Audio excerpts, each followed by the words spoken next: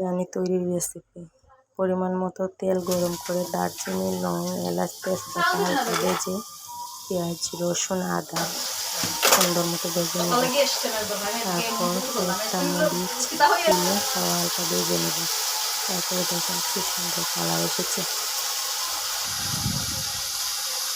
সব কিছু ভাজা হয়ে গেলে সুন্দর মতো ঠিক এরকম কালার আসবে।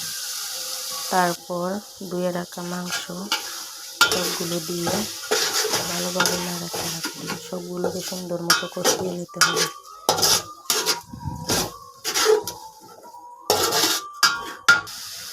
ভালোভাবে কষানো হয়ে গেলে এরকম কালার আসবে।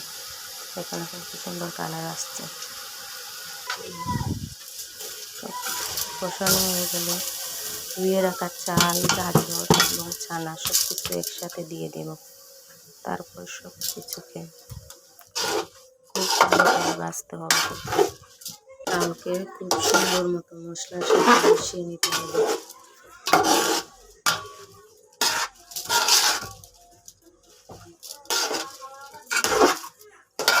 খুব ভালোভাবে নাড়তে নাড়তে চালকে লাল করে নিতে হবে।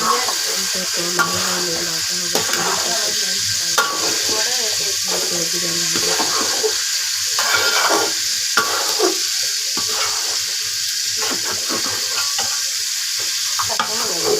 দেখুন চাল সুন্দর মতো ভাজা হয়ে গেছে।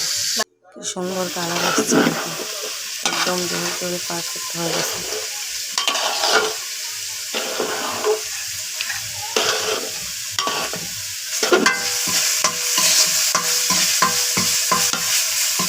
তারপর এখন পরিমাণ মতো পানি ঢেলে দিতে হবে। নাড়াচাড়া করে নিতে হবে, নয়তো নিচে ধরে যাবে। তারপর ঢেকে দিব। কিছুক্ষণ পরে সে নাড়া দিলে দেখবেন ঠিক এইরকম হয়ে যাবে।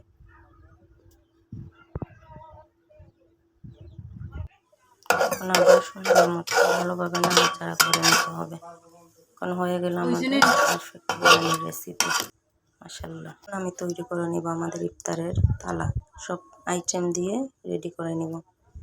আলুর চপ, বেগুনের চপ, শসা, পেঁয়াজু, শাকের চপ সব কিছু দিয়ে দিলাম। এখন দিয়ে দিলাম একটা খেজুর, কাঁচামরিচ, সাথে দিয়ে দিলাম সামান্য ছানা ভাজি। সুন্দর হয়েছে না সব কিছু? কেমন হয়েছে সব কিছু জানাবেন।